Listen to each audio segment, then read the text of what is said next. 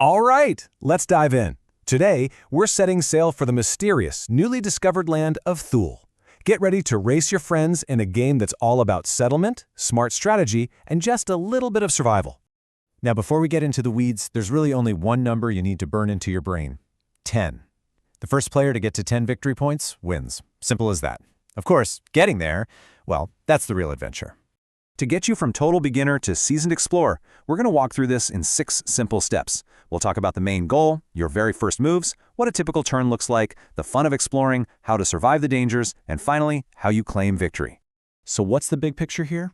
Your main goal is to become the most prominent settler of Thule. This isn't just about luck. It's about building smarter, expanding faster, and managing your resources better than anyone else at the table. Okay, so the game kicks off with this really cool setup phase called the land nom. First, going around the table, everybody places one settlement, that's a cot, and one boat, a nar, on a spot along the coast. Then, you go in reverse order, and everyone places a second settlement anywhere they want. And this is huge. You immediately get the resources from the lands your second settlement touches. That's your starting hand. And you really can't overstate this. Where you place your first pieces can make or break your whole game. Seriously. You want to look for spots next to those high-probability numbers, like the red 6s and 8s. Why? Well, those numbers are going to get rolled way more often, which means you'll be getting a nice, steady flow of resources from the very beginning. A good setup is everything. All right, you're on the board. So what happens now? Let's get into the core of the game. Section 2, your turn to roll and build. This is the rhythm you'll fall into, gathering stuff and growing your territory. Every single turn is going to follow this simple 3-part rhythm. First, if you have one, you can play an event card. Second, you roll the dice for resources, and this is a big one. That roll gets resources for everybody at the table whose settlements are on that number. Then, third, it's your time to shine. You get to spend your resources to build, to trade, or to buy those powerful development cards. So what are you going to spend all those hard-earned resources on? Well, this little chart here, this is going to be your new best friend. It shows you exactly what you need for everything, from a simple road to a brand new settlement. Trust me, you'll be looking at this a lot. Now, here's one of the most important things you can do in the game: upgrading. You start by building a cot, a settlement. It's worth 1 victory point and gets you 1 resource when its number comes up. But if you save up, you can upgrade it to a bear, which is a city.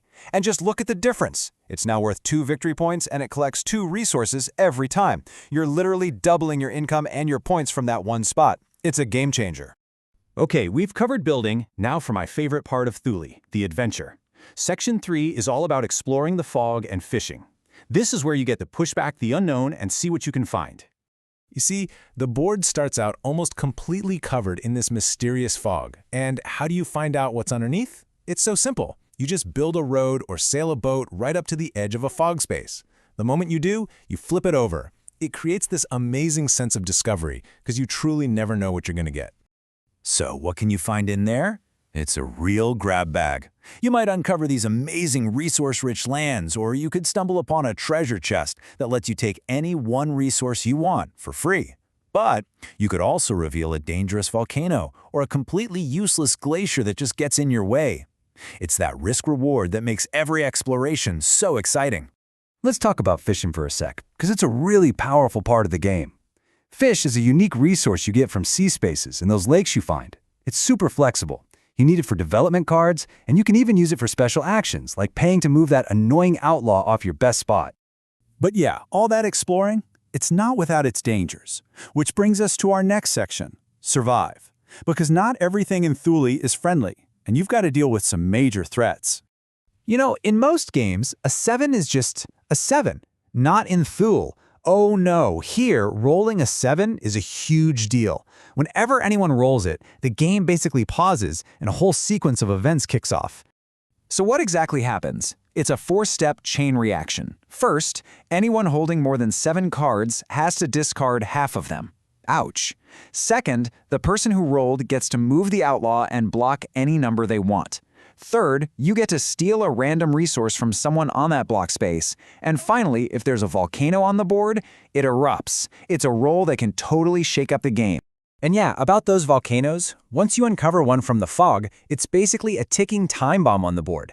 Every single time a 7 gets rolled after that, a lava token comes out and flows across the board. And that lava is a constant threat. It'll destroy any roads or boats it touches, which can totally wreck your expansion plans. All right, you know how to build your settlements, how to explore the unknown, and how to survive the nasty stuff. So, let's bring it all together and talk about how you actually win this thing. Let's look at all the different ways you can get to those 10 points. This table pretty much lays out all your paths to victory. The most straightforward way, of course, is building. You get 1 point for every settlement and 2 for every city. You can also get points by buying development cards, because some of them are secret 1-point cards. And then there are the big ones, 2 special awards, each worth a massive 2 points. Now those special awards are where things get really interesting. The Vegboon is for the longest road. You need a continuous chain of at least 5 roads and boats. And the Fiskikongar, or Fishing King, goes to whoever has the most buildings next to the water. Getting one of these gives you a huge 2-point boost. But here's the catch. They're not permanent. Someone can totally build a longer road and steal it right from you. And, just to keep you on your toes, there's one last little twist hiding in the deck. It's this card, the Stigveli, the boot. If you're unlucky to have to draw this cursed thing, your goal changes. You don't need 10 points anymore, you need 11. It's a pain, and your new goal suddenly becomes trying to get rid of it as fast as you can. So there you have it. You know the resources, you know the dangers, and you know all the ways to get to the top. You've got the map, you've got the rules. The only real question left is, what's your strategy going to be to claim Thule?